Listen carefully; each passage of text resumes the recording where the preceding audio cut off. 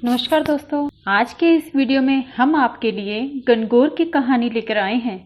तो कृपया करके पूरा वीडियो बहुत ही ध्यान से देखें और अभी तक अगर आपने चैनल सब्सक्राइब नहीं किया है तो कृपया कर दें और हाँ, शेयर करना बिल्कुल ना भूलें। और वीडियो अच्छा लगे तो कृपया कमेंट जरूर करें। तो शुरू करते हैं गणगौर की कहानी। एक समय की बात है, भगवान शिव और पार्वती पृथ्वी भ्रमण को निकले। तो भगवान शिव ने पार्वती जी से पूछा कि आप 12 महीनों के रास्तों से जाना पसंद करेंगी या 6 महीनों वाले रास्ते से जाना पसंद करेंगी। तब पार्वती जी बोली, मैं 12 महीनों वाले रास्ते से जाना ज़्यादा पसंद करूंगी। तब भगवान बोले कि ठीक है, लेकिन मुझे एक वचन दीजिए, आप इंसानों को देखकर कोई भी हट नहीं करेंगी। तब पार्वती जी मान जाती हैं। तब शिव जी पार्वती जी को लेकर चल पड़ते हैं। रास्ते में उन्होंने देखा कि एक घोड़ी जो गर्भवती है बहुत कष्ट में है और बहुत ही दर्द में है और वह दर्द के मारे कहरा रही है। उसके बच्चा होने वाला था। उसकी पीड़ा पार्वती जी से नहीं देखी गई और उन्होंने भगवान से पूछा कि यह घोड़ी क्यों कहरा रही है, क्यों तड़प रही है। तब शिव जी बोले कि हे देवी, यह माँ बनने वाली है, माँ बनने में बहुत कष्ट होता है। तब पार्वती जी बोली, क्या माँ बनने में इतना कष्ट होता है? तब पार्वती जी बोली, आप मेरे तो गांठ ही लगा दीजिए। तब शिव जी बोले, हे देवी, हठ मत करो, आगे चलो। और इसके बाद भगवान शिव एक राज्य में पहुंचे जहां दूर दूर तक उदासी फैली हुई थी, एक अजीब किस्म की शांति छाई हुई थी। तब पार्वती जी पूछती हैं, यहाँ सब शांत क्यों हैं? यहाँ सब उदास क्यों हैं? इतना सन्नाटा क्यों है? तब पार्वती जी ने गांव वालों से उनकी उदासी का कारण पूछा। तब गांव वाले बोलते हैं कि हमारी रानी के यहाँ बच्चा होने वाला है और वह बहुत कष्ट में है, इसलिए हम सब उदास हैं। तब पार्वती जी शिव जी से बोलती हैं कि हे महाराज, क्या माँ बनने में इतना कष्ट है तो आप मेरे गांठ लगा दो। माता पार्वती जी शिव जी के पीछे ही पड़ जाती हैं, यानी हठ कर लेती हैं कि मेरे गांठ लगा दीजिए। भगवान बोले, हे पार्वती, कृपया शांत रहें और आगे चलें। एक बार यदि गांठ लग जाती है तो फिर दोबारा नहीं खुलती। और इस तरह से बोलकर वो आगे बढ़ने लगते हैं और उनको फिर रास्ते में एक गाय दिखाई पड़ती है जो कि बहुत कष्ट में थी। उसकी पीड़ा देखकर फिर पार्वती जी बोलती हैं कि क्या माँ बनने में इतना कष्ट है तो आप मेरे गांठ लगा दो। तब पार्वती जी ज़्यादा ही हठ करने लग जाती हैं तो शिवजी जी को उनकी बात माननी पड़ती है और वो गांठ लगा देते हैं और आगे बढ़ने लगते हैं। शिवजी और पार्वती एक गांव में पहुँचे जहाँ पर बहुत सी लड़कियाँ गणगौर की पूजा कर रही थीं। शिव पार्वती को देखकर वो सब खुश होकर वहाँ आ जाती हैं और पार्वती जी की पूजा करने लगती हैं। इस पर खुश होकर पार्वती जी उनको सारा सुहाग बांट देती हैं।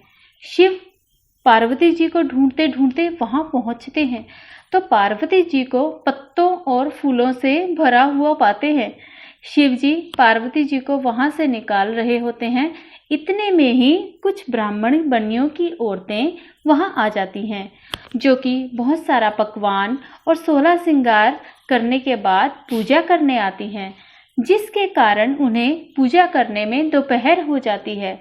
फिर भी पार्वती जी को देखकर वह उनकी पूजा करने लग जाती हैं। पार्वती जी उनसे भी बहुत खुश हो जाती हैं, परंतु जब उनको सुहाग देने की बारी आती है तो शिव जी पार्वती जी से पूछते हैं कि अब आप इन्हें सुहाग कैसे देंगी? आप तो पहले ही सारा सुहाग बांट चुकी हैं। तब पार्वती जी अपनी छोटी उंगली से मेहंदी, मांग से सिंदूर और आंखों के कोरों से काजल निकालकर उसे कोरे कलसे के पानी में घोलकर उन सभी औरतों पर छींटे मारती हैं और इस तरह से उन सभी को सुहाग का आशीर्वाद देकर वो आगे बढ़ते हैं।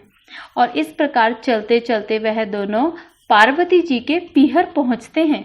वहां पर उनकी खूब आवभगत होती है, तरह तरह के पकवान बनाए जाते हैं, परंतु शिवजी जो भी खाना बना होता है वह सब खा जाते हैं। अब पार्वती जी क्या खाएं, तो वह लाज बचाने के लिए बथुए का साग खाकर पानी पी लेती हैं। और दोपहर में जब दोनों विश्राम करते हैं तो शिव जी ने पार्वती जी से पूछा कि आपने क्या खाया, तो पार्वती जी कहते हैं जो आपने खाया वही मैंने भी खाया। पार्वती जी के सोने पर शिव जी उनके पेट की नाभि की ढकनी खोलकर देखते हैं, क्योंकि उनको पता होता है कि सारा पकवान तो मैं ही खा गया था, तो पार्वती जी ने क्या खाया होगा। तो यह सोचकर वो उनकी नाभि की ढकनी खोलते हैं। पार्वती जी की ढकनी खोलकर उन्हें बथुआ का साग और सिर्फ पानी दिखाई पड़ता है। पार्वती जी के जागने के बाद शिवजी उनसे कहते हैं कि आपने हमसे झूठ क्यों बोला, आपने तो सिर्फ साग और पानी पिया है।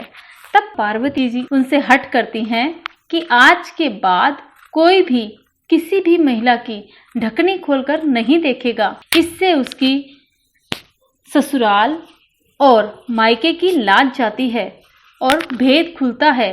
कोई भी किसी के महिला के पेट में उसके ससुराल और पीहर की लाज देख लेगा। तब शिवजी को वचन देना पड़ता है। उसके बाद से अब तक किसी की भी ढकनी नहीं खुली है। अब वह दोनों वापिस कैलाश पर्वत की तरफ वापिस निकलते हैं, तो रास्ते में गाय अपने बछड़े को चाटती दिखाई देती है और बहुत खुश होती है। यह देखकर पार्वती जी शिवजी से गांठ खोलने को बोलती हैं, तो शिवजी ने कहा कि आपको मैंने पहले ही कहा था, लेकिन आपने तो जिद पकड़ ली थी। अब दोनों और आगे बढ़ते हैं, तो राजा के गांव में खूब ढोल नगाड़े बज रहे होते हैं, मिठाइयाँ बांटी जा रही होती है, लोग नाच रहे होते हैं, उत्सव मना रहे होते हैं। पार्वती जी लोगों से पूछती है, क्या हुआ, आप सब इतने खुश क्यों हैं? तो सब बताते हैं, हमारी रानी के यहाँ बेटा पैदा हुआ है, खुशी का जश्न मनाया जा रहा है।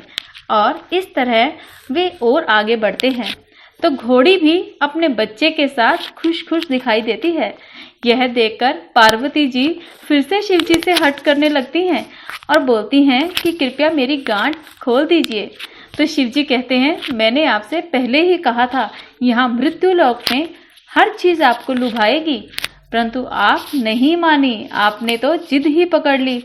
लेकिन फिर पार्वती जी ने उनसे हट की और गांठ खोलने को बोला। अब पार्वती जी की बात को शिव को मानना पड़ा।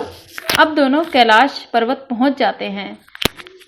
हे ईश्वर, हे शिव भगवान, जैसे पहले माता पार्वती की गांठ लगाई, ऐसी किसी के भी मत लगाना, और बाद में जैसे आपने माँ पार्वती की गांठ खोली, वैसे सबकी खोलना। हे प्रभु, इस कहानी को सुनने वालों की सभी की खोलना, कहते सुनते और हुंकारा भरते सभी की खोलना, सभी को अमर सुहाग देना। जय गणगौर माता। धन्यवाद।